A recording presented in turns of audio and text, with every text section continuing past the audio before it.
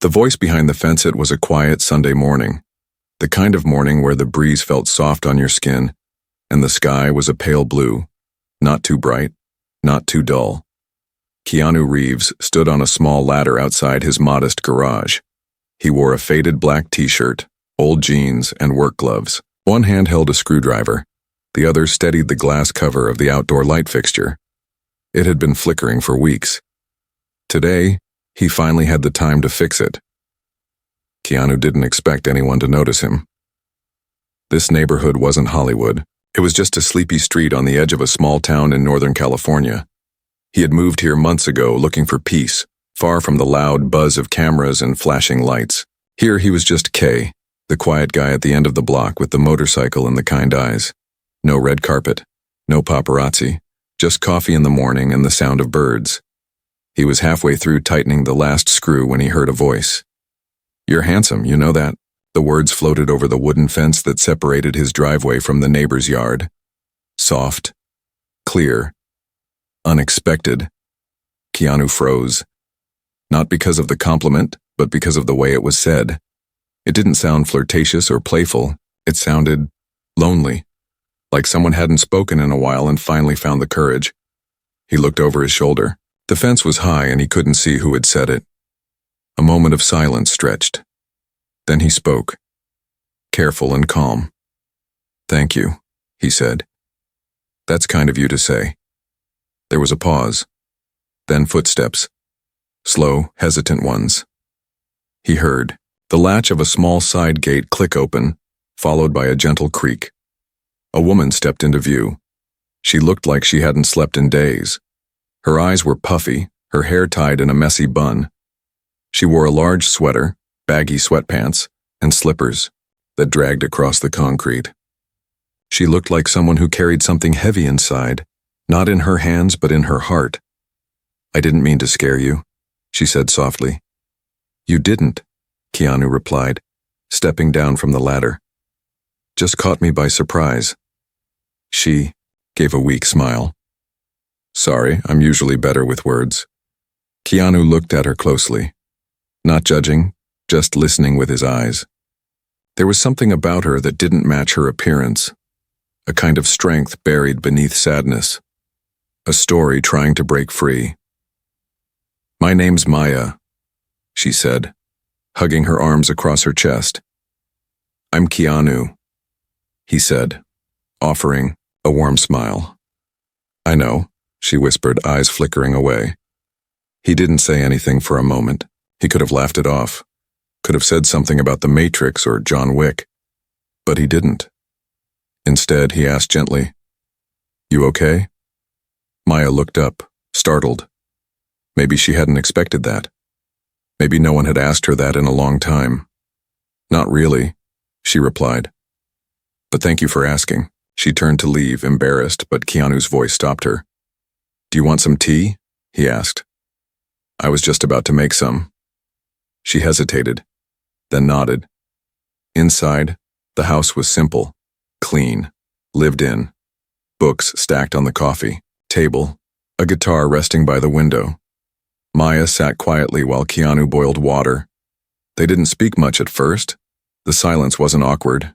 It was peaceful, like two people sitting beside a river just listening. Finally, she spoke. "My husband died 6 months ago," she said. Her voice cracked slightly. "Heart attack. Right in front of me." Keanu's hands paused as he stirred honey into 2 mugs. "I'm sorry," he said. "Thank you," she replied. He was only 38. We were married 12 years. Keanu brought her the tea, sat across from her. "We moved here just a year before he passed," she said. "We thought this would be our forever home. New start, fresh air, quiet town, and then, just like that." Her hands trembled slightly as she held the mug. "I haven't talked to anyone in days," she added. "Sometimes I forget how to have a conversation." Keanu nodded slowly. "Grief is a strange thing," he said. "It makes the world look different." Maya's eyes filled with tears, but she didn't cry. She looked at him. Really looked. "How do you do it?" she asked.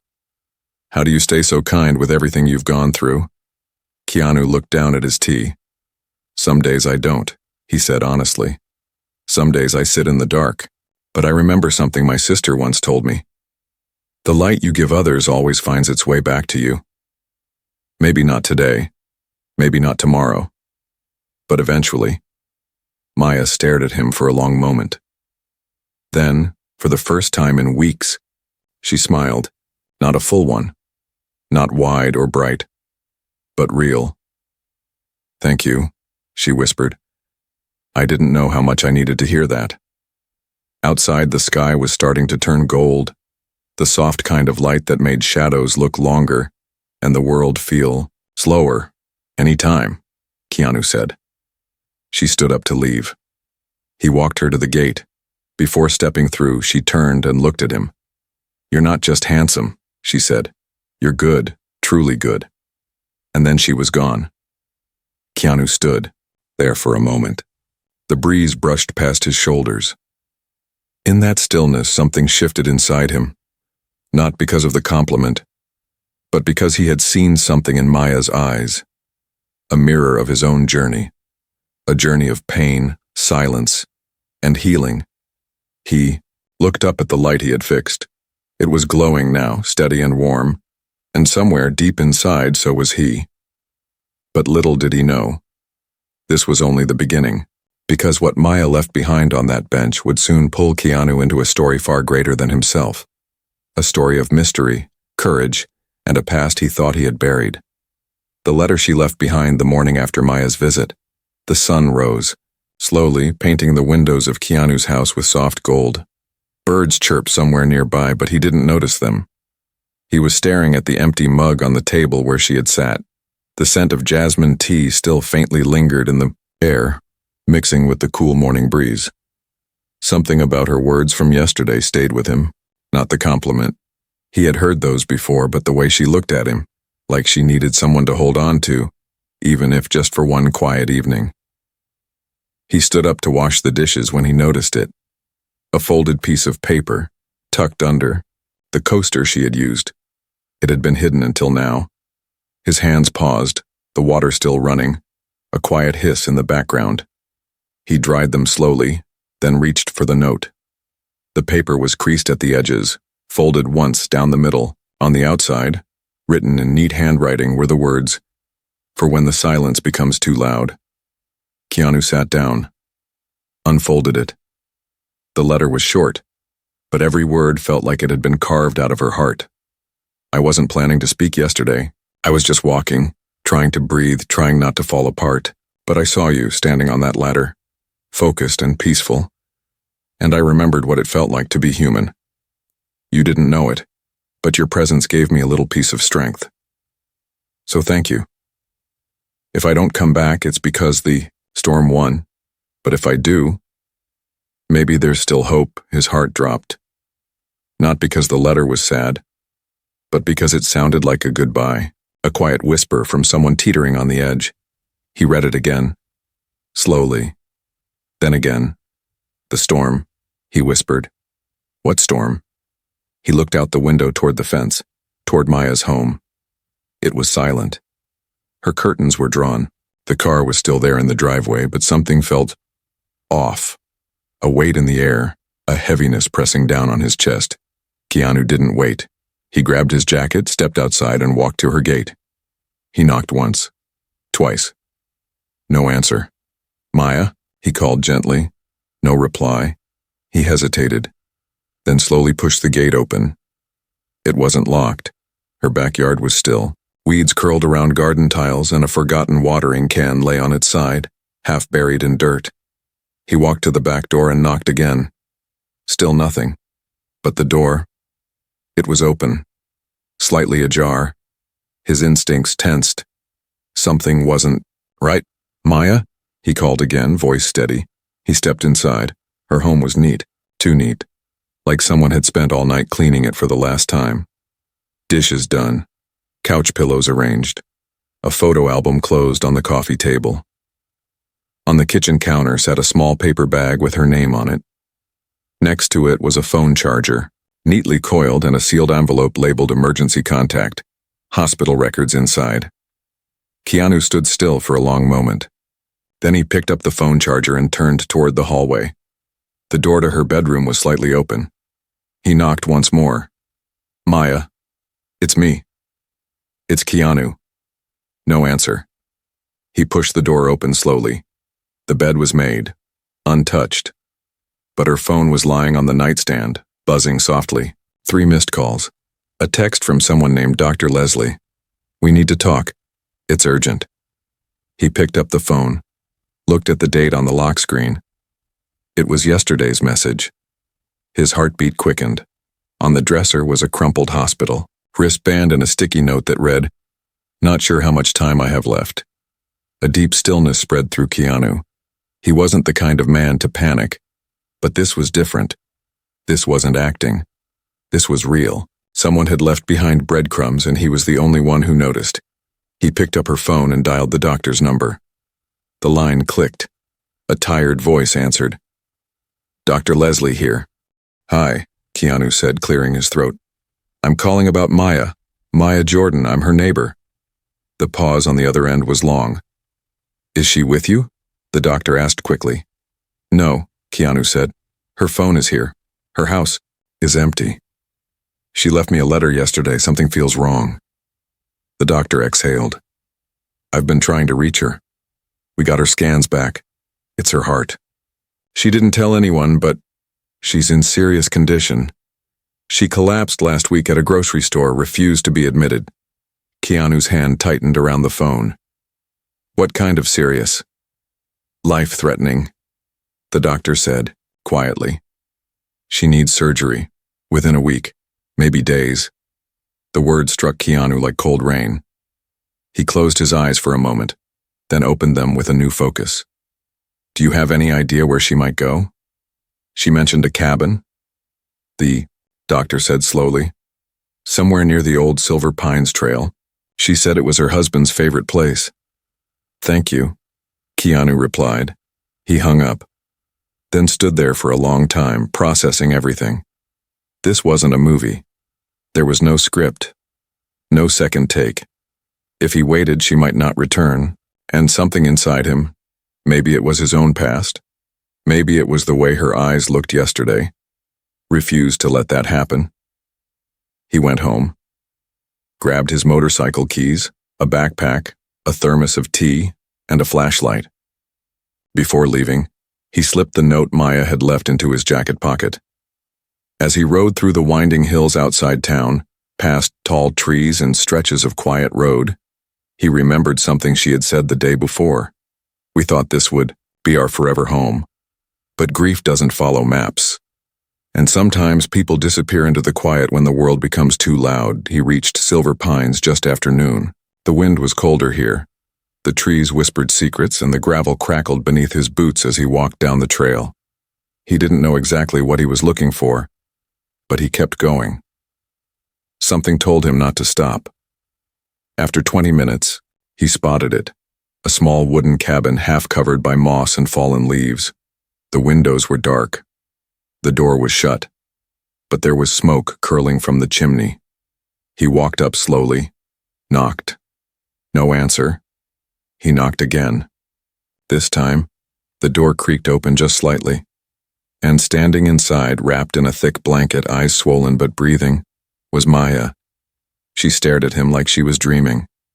Why did you come?" she whispered. Keanu didn't smile. Not yet. He just looked at her, steady and real. "Because the storm hasn't won yet," he said, "and I'm not letting it." The storm she never spoke about. Maya didn't speak at first. Her hands trembled as she pulled the blanket tighter around her shoulders. Her eyes were wide, shocked, like she hadn't expected anyone to find her, especially not Keanu. Behind her, the small cabin smelled of burnt wood and peppermint oil. An old lantern sat on the windowsill, its light flickering weakly. The room was simple. A small bed, a fireplace, and shelves full of books too dusty to read. Keanu didn't walk in right away. He waited, gave her space. Sometimes silence wasn't empty. It was the only safe place left. "You shouldn't be here," Maya whispered, finally breaking the silence. Keanu stepped forward slowly. Maybe not, he said. But I am. And I'm not leaving unless you tell me to. Her lips pressed into a line. Not angry, not sad, just tired. How did you find me? She asked. You left me a letter, he replied gently. And your doctor called. He said it's your heart, that it's serious. Maya turned her face away. I didn't want anyone to know, she said. I didn't want to be someone's burden. Not again. Keanu stepped into the cabin, closing the door behind him. The cold wind outside pushed softly against the walls, but inside was warmer now. You're not a burden, he said. She let out a small laugh, but it wasn't happy. It was bitter, like something sharp had been stuck in her chest for a long time. That's what my husband used to say, she whispered, right before the hospital bills started piling up, right before he began sleeping on the couch, right before the fights about money and medicine. Keanu didn't interrupt. He listened. I was born with a heart condition, Maya continued. It was manageable until last year. Doctors said it would get worse, and it did. I lost my job. We had to sell his motorbike to cover insurance. Then he died. And I think part of him died before that too. From the stress. From the pressure of loving someone who might not live long. Her voice cracked. The blanket slipped off one shoulder. I didn't come here to be saved, she said. I came here to disappear quietly. I didn't want anyone to feel sorry for me. Keanu stepped closer, slow and calm. I don't feel sorry for you, he said. I feel inspired. Maya blinked, confused. Inspired? You're still standing, Keanu said. After everything, you're still here. You smiled at a stranger in the middle of your storm. You shared tea and warmth when you had none left to give. That's not weakness, Maya. That's strength most people will never understand. She stared at him, speechless. You didn't disappear, he added. You left a trail, and I followed it, because you matter. Even if you don't believe it yet. Her eyes filled with tears. This time, she didn't fight them. She let them fall silently one after another like raindrops breaking a drought. Keanu took off his jacket and placed it over her shoulders. Come back with me, he said softly. Let's get you help. There's still time. She shook her head slowly. What if the surgery fails? What if I don't make it? Keanu looked into her eyes and said something she never expected. What if you do? Those 4 words sat in the room like sunlight breaking through a cloudy sky. Maya closed her eyes, breathed. For the first time in weeks, maybe months, she felt something shift inside. Not hope exactly, but the faint outline of it standing just beyond her fear. She nodded almost too quietly to notice.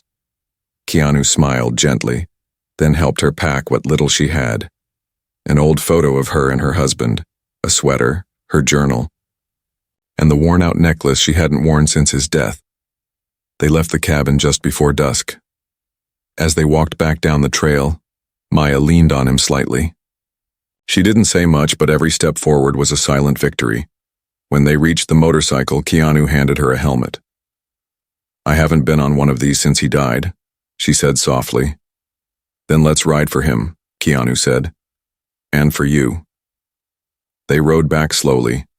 The wind was cold but not cruel. The stars blinked above them like tiny reminders of everything that still waited to be lived. At the hospital, she was admitted immediately. Her vitals were weak but stable. The nurses worked fast, and Dr. Leslie rushed in with relief on her face. Thank you, she mouthed to Keanu as they wheeled Maya in. Keanu sat in the waiting room that night, sipping cold coffee and staring at the ceiling. His phone buzzed, but he ignored it. He wasn't waiting for a script, a role, or a director's call. He was waiting for life to make a choice. Around 2:17 a.m., the doctor walked in. She made it through the night, she said. But we need to operate tomorrow. Keanu nodded. Do what you have to. She's stronger than she thinks. As dawn broke, he walked to her room. She was asleep, hooked to machines, pale but peaceful. He pulled a chair beside her and opened the book she'd packed, her journal. A note fell out. On it were words in her handwriting. If I don't make it, thank you for reminding me what kindness feels like. And if I do, maybe it's time I start living again. Keanu smiled softly and whispered, You will. But even he didn't know what the next 24 hours would bring. Because outside that hospital, someone from Maya's past had just arrived in town. And they held a secret that could change everything. The stranger at the glass morning came slowly. The world outside the hospital remained still, unaware of the storm gathering inside. Keanu sat by Maya's bedside, unmoving, except for the occasional sip of lukewarm coffee. The hum of machines filled the room, steady and quiet. Maya hadn't woken yet. Her face was pale, her breathing shallow but even. Doctor said her surgery would begin in a few hours. There was hope now, not loud or dramatic but calm and real, like the quiet strength she carried. Then someone knocked on the window, not the door. The window. Keanu stood immediately, startled. The room was on the ground floor, tucked into the east wing of the hospital. Outside stood a man about 40, clean-shaven, wearing a tailored black coat and a scarf. He looked out of place. Polished. But it wasn't his clothes that made Keanu tense. It was his eyes. Cold. Calculating. The kind that had seen too much and felt too little. Keanu stepped out into the hallway, walked around, and found the man, waiting near the emergency entrance. Can I help you?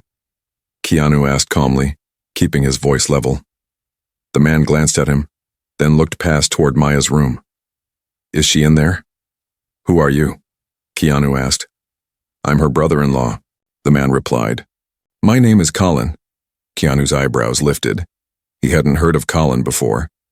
Maya never mentioned family from her husband's side, especially not one who would appear unannounced just hours before a life-saving surgery. She didn't mention you, Keanu said carefully. No, Colin said flatly. She wouldn't. Keanu's shoulders stiffened. Why are you here? Colin let out a breath. To stop her from making a mistake. Keanu narrowed his eyes. What mistake? Colin pulled out a folded paper from his coat and held it up. It was a legal document. Keanu didn't take it, just looked. This is a property claim, Colin said. Her husband left behind a mountain cabin, valuable land, untouched. We always knew it could be worth something. But if Maya dies, it passes to the state. Unless she signs this today. Keanu stepped closer, voice now sharp. You're here for land, while she's fighting to stay alive? Colin didn't flinch. She's emotional, sick, not thinking clearly. But if she signs, we all win.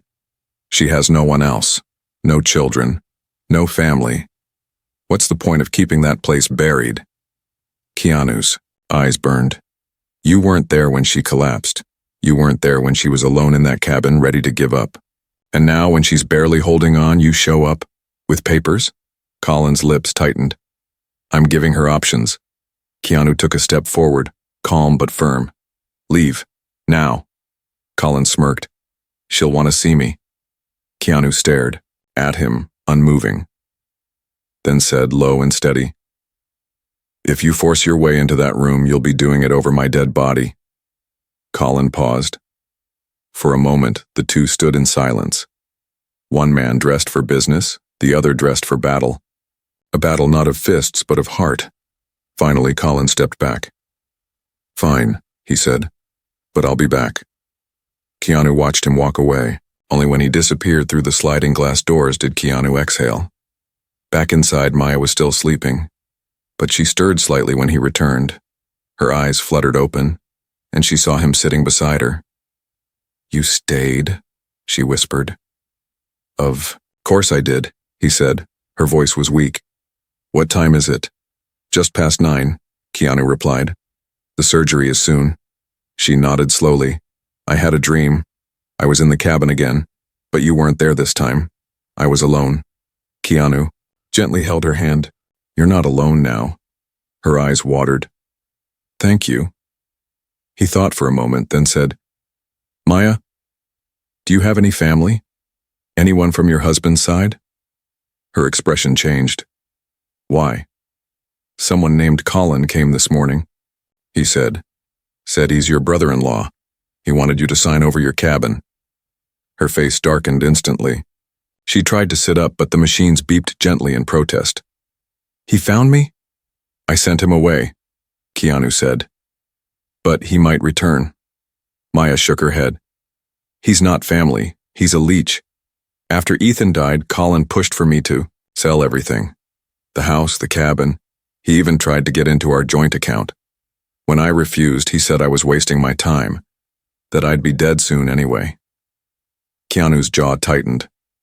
The cabin was Ethan's dream, she continued. We built it together.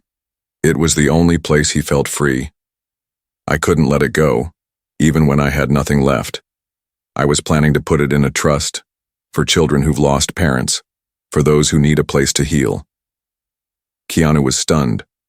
That's beautiful. Maya smiled faintly. I didn't think I'd live long enough to finish the paperwork. You will, Keanu said, squeezing her hand. You still can. A nurse entered gently. It's time. Maya looked up, fear and hope swirling in her eyes. Will you be here when I wake up? Keanu leaned close.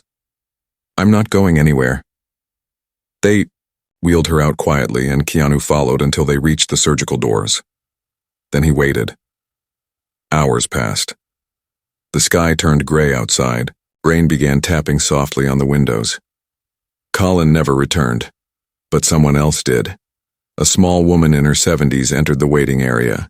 She wore a scarf around her head and walked with a cane. She looked around, spotted Keanu, and walked up to him. Are you Mr. Reeves? She asked. Keanu nodded. I'm Alice, she said. I'm Maya's neighbor from her childhood home. She mentioned you in a letter she mailed last night. Keanu's eyes widened. A letter? Alice nodded and pulled out a small envelope. She said, if anything happens, I was to give this to you. Keanu opened it slowly. Inside were 2 pages. The first was a handwritten message.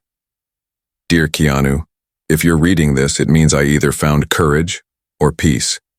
You walked into my life quietly and somehow saved it with your silence.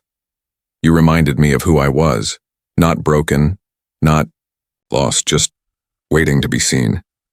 And because of you, I've decided to live. If I make it, I want to build that healing home we dreamed about.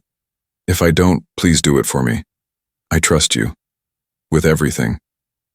Keanu stared at the page, his chest tightening. He looked up. The nurse was walking toward him now. She's out of surgery, the nurse said. And she's asking for you. He stood immediately.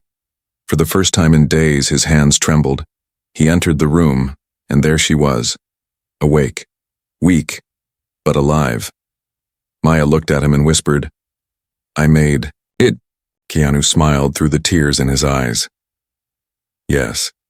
Yes, you did. But as they held hands and the machines beeped softly, a message appeared on her phone across the room. From an unknown number. You think this is over? It's not. The land will be mine. Ashes of the past. The room was quiet, except for the soft beeping of the heart monitor and the low hum of the hospital lights. Maya lay propped up against her pillow, still pale but awake. Her hand rested gently in Keanu's, and for the first time in months, she felt something like safety. Not just the safety of medicine or machines, but of presence. Someone real, by her side. Someone who had no reason to care but did anyway. Keanu sat close, his eyes not leaving hers. He had seen pain before. Had walked through grief like a silent storm.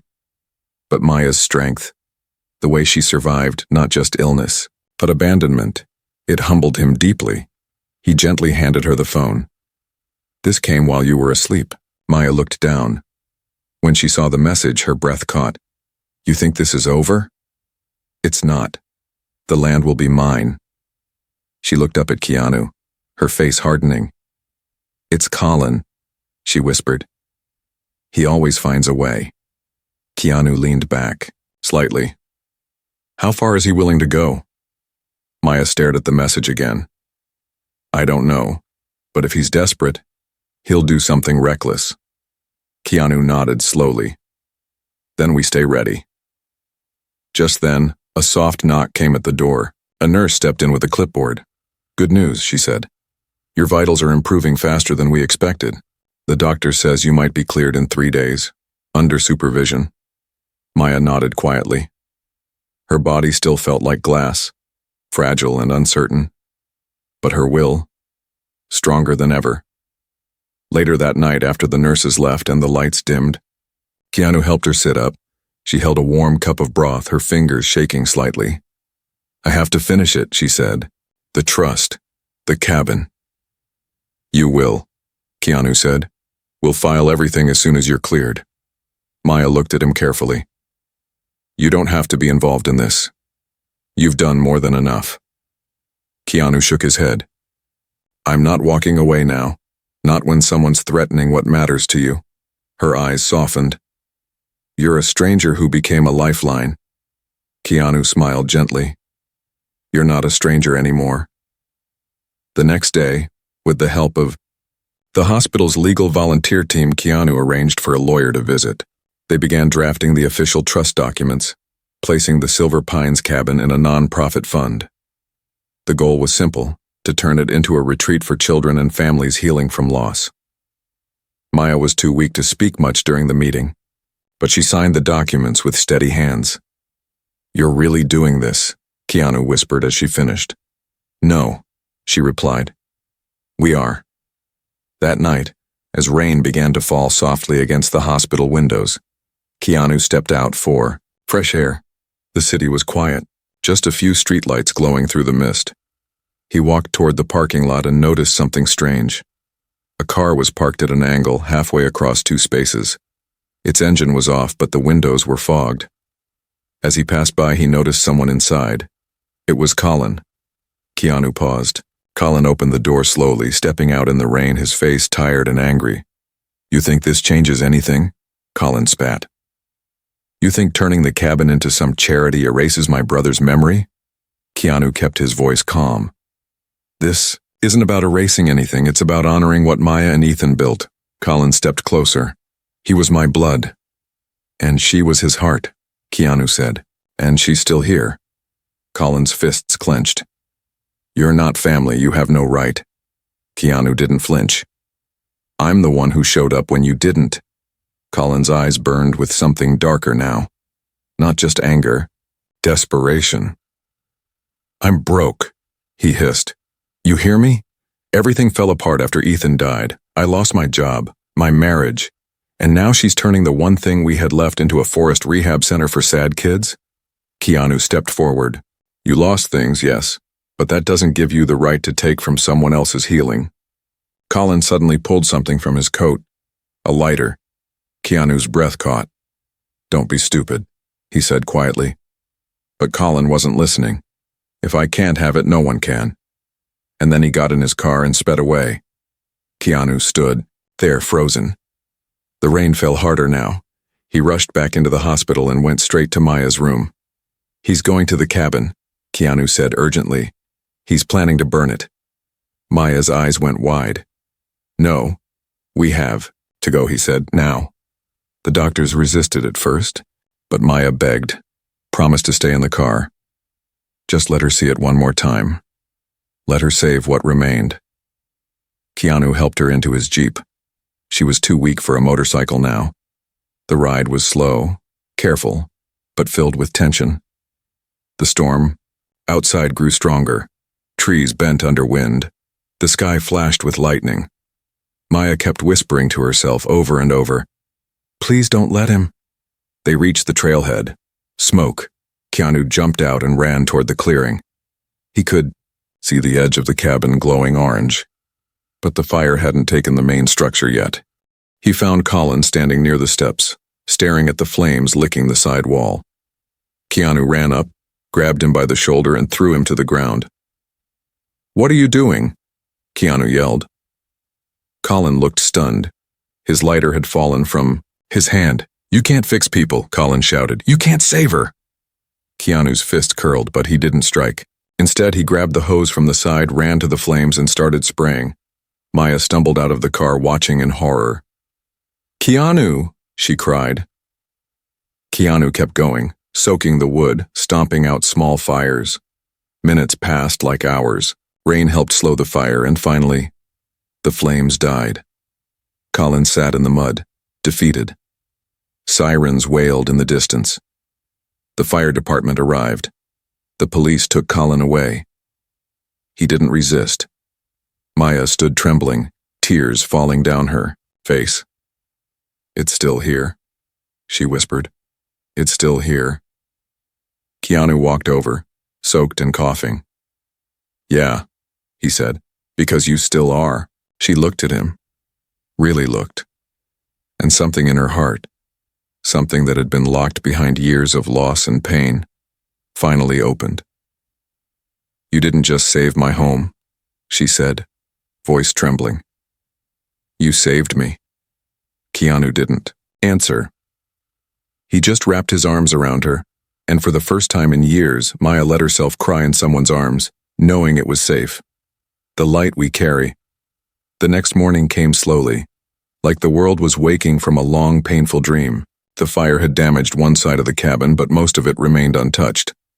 The firefighters had worked through the night. When they left, they told Maya something that made her cry quietly into Keanu's shoulder. "You were lucky," they said. "If the wind had shifted just a little more, the whole place would have gone up."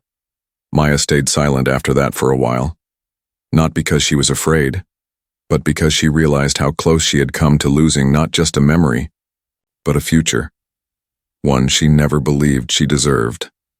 Until now, the police had taken Colin into custody for attempted arson and trespassing. Keanu filed a report but didn't push for the harshest charges. Maya asked him not to. "Let him sit in silence for a while," she said. "Sometimes silence teaches more than shouting ever could." They spent the next few days fixing what they could.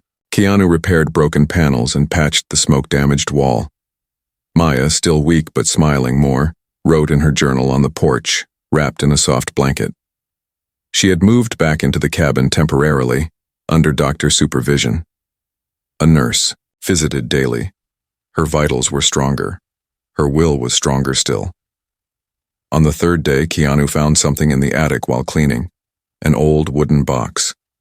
Inside it were letters, dozens of them, written by Maya's late husband, Ethan.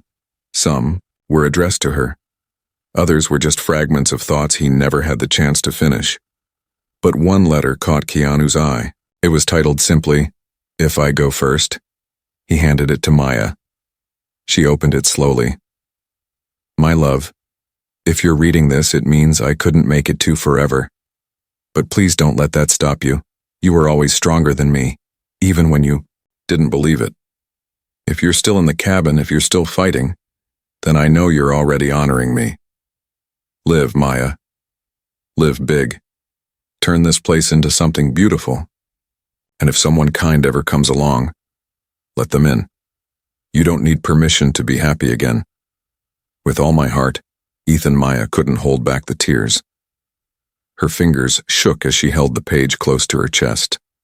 Keanu sat beside her but said nothing, just placed his hand over hers and let her grieve, not from fresh pain, but from the ache of letting go. Later that evening, Maya stood outside the cabin with Keanu, staring at the setting sun. "I think I want to name it," she said. "The cabin?" Keanu asked. She nodded. "Yeah, something that means healing, or peace." Keanu thought for a moment. "What about the light we carry?" Maya turned to him. Her eyes glistened, but her smile was wide. "Perfect," she whispered, "because even when everything went dark, you carried it." Keanu smiled, looking up at the glowing sky. "So did you." They both knew the journey wasn't over. There would still be days when fear returned, when old wounds tried to speak again. But now, they had something powerful. A shared truth. A bond forged not by romance but by something deeper. Respect, resilience, kindness, and the courage to see someone fully and stay. Weeks passed. The cabin transformed. With donations from a few of Keanu's friends and quiet support from local organizations, they turned it into a retreat center. The first guests arrived, a mother and her daughter who had lost their home in a fire. Then a retired soldier healing from grief. Then a teacher recovering from a breakdown. Each person brought their own storm, and left a little lighter one evening. As Maya was preparing tea for the guests, she stood by the window and watched Keanu fix a solar light near the garden path. He was on a ladder, focused just like that first day she saw him. She stepped outside, walked quietly across the porch and smiled. "You're handsome, you know that?" she said. Keanu looked down, surprised, then smiled. "I've heard that." Before he replied, she laughed, a real laugh this time, and strong and full of life. "I'm glad I said it," she said, "that day." "Me too," he said. "Changed everything." And it had. Because what started as a flickering garage light turned into something brighter. A spark between two souls who had every reason to hide, but chose to show up instead. Years later, the retreat center became a quiet legend. People called it a place where pain found purpose, where silence turned into song, where strangers became family. And at the heart of it stood Maya and Keanu, not as heroes, not as saints, just as two people who believed in each other and in the healing power of kindness, even when the world didn't know how to give it. They carried the light, and they passed it on.